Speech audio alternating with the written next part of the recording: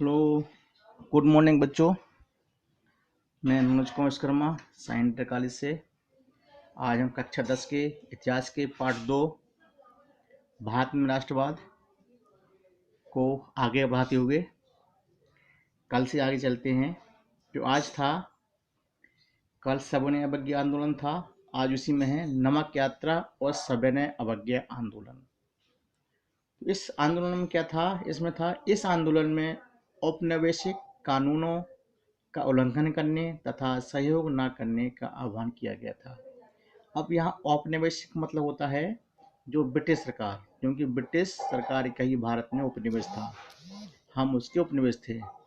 तो इसमें औपनिवेश यानी उसके कानूनों का उल्लंघन करने और उसका इस शासन में सहयोग न करने का आह्वान ही हमारा सविनय अवज्ञा था। सविनय का मतलब जानते ही हो, बिना सहित आपकी बात को ना मानना, यानी हम हाथ जोड़ते हैं, हम आपके आदेश नहीं मान सकते। इस तरह का आंदोलन ही सविनय अवज्ञा आंदोलन था। गांधी जी ने सविनय अवज्ञा आंदोलन करने से पहले लॉर्ड इरविन के सामने 11 मांगे रखी थी। गांधी जी ने लॉर्ड इरविन से अपनी 11 मांगे रखी थी, ताकि हमको यदि वो लोग मान लेते हैं मांगों को तो आंदोलन ना करना पड़े। उनमें से कुछ मांगे थी, जैसे नमक कर खत्म करना, राजस्व कर को कम करना। इस तरह की मैन 11 मांगे थी। ये दो खास मांगे हैं और बाकी और मांगे थी। परंतु इरविन ने इन सारी मांगों को अनावश्यक बताया और पूरी करने से इनकार कर दिया। इनको पूरी करने से इनकार कर दिया इरविन ने, इनकार कर दिया। फिर गांधी जी ने एक पत्र लिखा। फिर क्या हुआ? गांधी जी ने एक पत्र लिखा।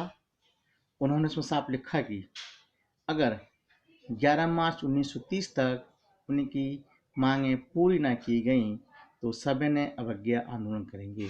पहले गांधी जी ने 11 मांगें रखी हैं, उनको इरविन ने मना कर दिया, जिसमें वो मांगें थी जैसे नमक कर खत्म करना या राजस्व कम करना, मना कर दिए। फिर भी उन्होंने एक लेटर लिखा, एक वार्निंग दी, एक डेट निश्चित कर दी कि यदि 11 मार्च 30 तक उनकी मांगें ना मानेंगी तो हम लोग सविनय अवज्ञा आंदोलन प्रारंभ करने की। लेकिन नतीजे क्या हुआ? इरविन झुकने को तैयार नहीं था। इरविन झुकने को तैयार नहीं था।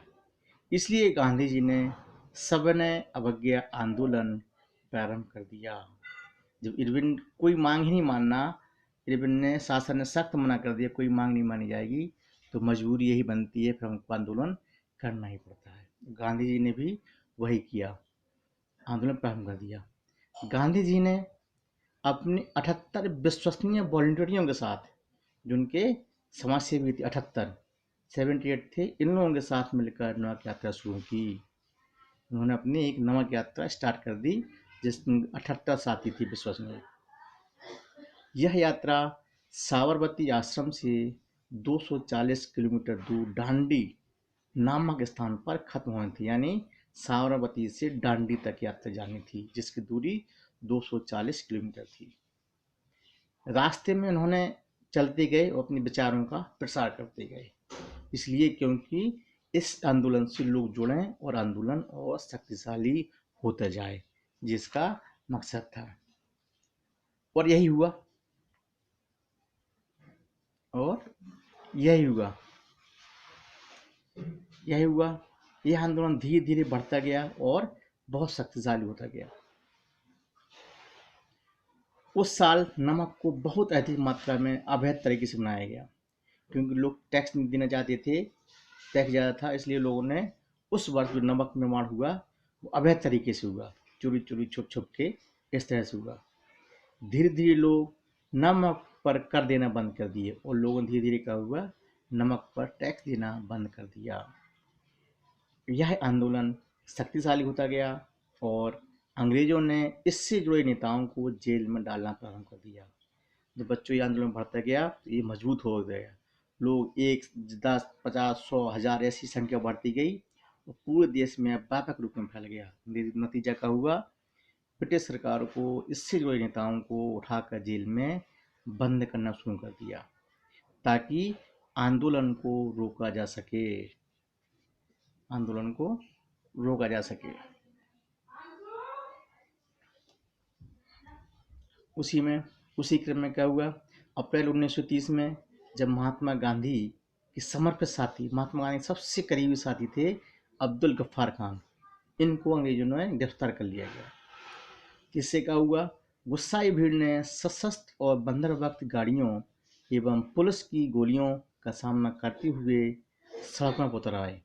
जब अब्दुल गफ्फार खान को पुलिस ने गिरफ्तार कर लिया तो लोग और उग्र हो गए और वे पुलिस की गाड़ियों, बंदूकों, गोलियों का विरोध करते हुए सड़क पर उतर आए। इससे क्या हुआ, इस घटना से क्या हुआ, बहुत सारे लोग मारे गए और महीने भर बाद गांधी जी की भी गिरफ्तारी हो गई। इस घटना के एक महीने बाद महात्मा गांधी को भी गिरफ्तार कर लिया गया। और उसी क्रम में आगे क्या हुआ, सोलापुर के मजदूरों ने भी पुलिस चौकी, नगर पालिका, अदालतें, रेलवे स्टेशन, इन सभी जगहों पर हमले शुरू कर दिए। यानी मजदूरों ने जितनी भी सार्वजनिक संपत्ति थी उन पर हमला करना शुरू कर दिया। अगला था, इसमें आगे बढ़ते हैं, शांतिपूर्ण सत्याग्रह जुलूस पर हमले किए गए। उसमें क्या हुआ, जब अंग्रेजों ने क्या किया, इस पर जो जुलूस था सत्याग्रह का, उसमें निकलने पर पुलिस द्वारा हमले किए गए, औरतें बच्चों को मारा पीटा गया तथा कम से कम 1 लाख आदमियों को, पुरुषों को या आंदोलनकारियों को गिरफ्तार कर लिया गया। जिससे महात्मा गांधी ने 5 मार्च 1931 को गांधी जी ने एक बार फिर आंदोलन को वापस ले लिया। यानी तो लोगों को गिरफ्तार किया गया, बच्चों को मारा पीटा गया, औरतों को मारा पीटा गया, क्योंकि आंदोलन उग्र हो चुका था, आंदोलन हिंसात्मक हो गया था, इसलिए गांधी जी ने इसको फिर से वापस ले लिया। और 5 मार्च 1931 को उन्होंने इरविन के साथ एक समझौता पत्र पर दस्तखत कर दिए। इसी को हम गांधी इरविन समझौता कहते हैं, जो 5 मार्च 1931 को हुआ था।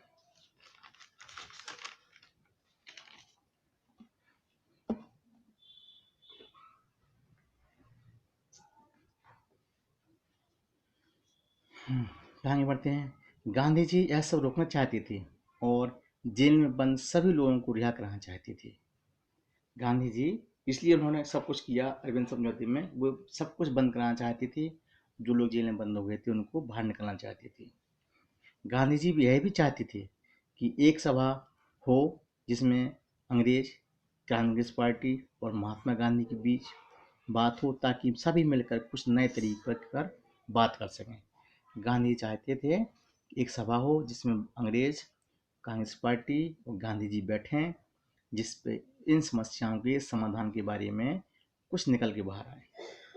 इस समझौते के बाद लंदन में एक गोलमेज सम्मेलन गठित की गई। इन सभी बातों के बाद लंदन में एक गोलमेज सभा का गठन किया गया, जिसमें गांधी जी और सरोजनी नायडू जी गईं। भारत से 2 लोगों ने प्रतिनिधित्व किया, गांधी जी और नायडू जी ने।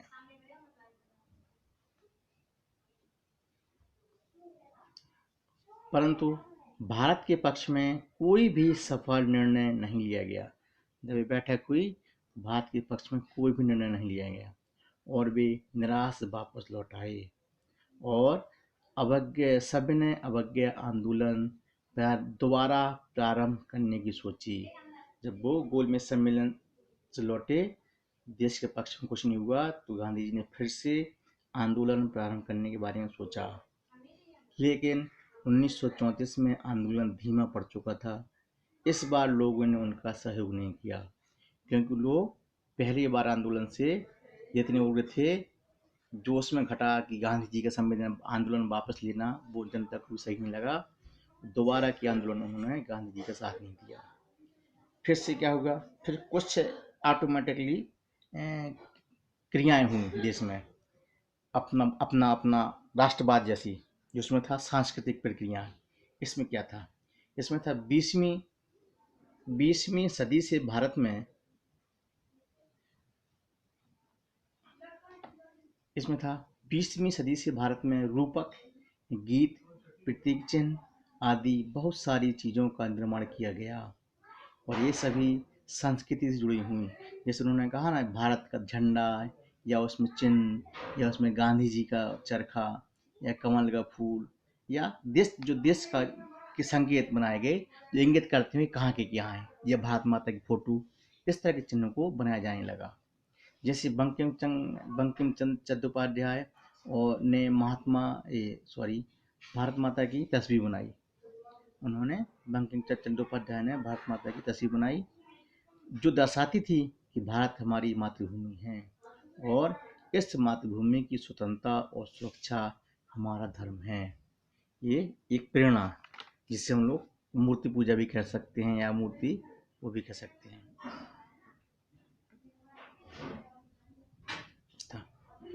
उन्होंने मातृभूमि की स्तुति रूप में वंदे मातरम गीत लिखा। उन्होंने गीत लिखा मातृभूमि वंदे मातरम। इस गीत को विभिन्न आंदोलनों में गाया गया। इस पर कविता लिखी गई, बाद में इसे गीत में बदल दिया गया और इसको भारत का राष्ट्रीय गीत घोषित कर दिया गया। इस तरह भारत का एक राष्ट्रीय गीत बना जो पूरा देशभक्ति से उत्पोत था। तो इसी में क्या है, भारत तिरंगा, फिर से भारतीय तिरंगा। बंगाल में स्वदेशी आंदोलन के दौरान एक तिरंगा झंडा तैयार किया गया जिसमें ब्रिटिश भारत की 8 प्रांतों का प्रतिनिधित्व करते हुए 8 कमल के फूल, उस झंडे में 8 कमल के फूल बनाए जो 8 ब्रिटिश प्रांतों का नेतृत्व करते थे और हिंदू मुसलमानों का प्रतिनिधित्व करता हुआ एक अर्ध चंद्र दर्शाया गया। उस तिरंगे में 8 कमल के फूल जो 8 प्रांतों को दर्शाते थे ब्रिटिश, और अर्धचंद्राकार जो हिंदू मुस्लिम की एकता को दर्शाते थे। इस तरह झंडा बनाया गया। गांधी जी ने मेरी एक स्वराज झंडा तैयार किया। यह भी तिरंगा था जिसमें सफेद, हरा और लाल रंग था। इसके मध्य गांधीवादी प्रतीक चरखे को जगह दी गई। इसमें बीच में चरखा बनाया गया जो स्वतंत्रता का प्रतीक था। जुलूस में यह झंडा थामे चलना शासन के प्रति अवज्ञा का संकेत था। यानी जो भी झंडा लेके चलता था वो शासन के प्रति अवज्ञा यानी उसकी नाफरमानी के संकेत था। इस तरह बच्चों देश में राष्ट्रवाद फैला। भारत में झंडा, मूर्ति, तिरंगा, प्रतीक चिन्हों द्वारा देश में राष्ट्रवाद की भावना जागृत हुई और देश ने आज़ादी के संघर्ष तोड़ा। बच्चों इस तरह देश में राष्ट्रवाद फैला। हम लोग आज दूसरा पाठ खत्म हुआ। अब कल फिर मिलते हैं नए पाठ के साथ। तब के लिए जय हिंद, जय भारत।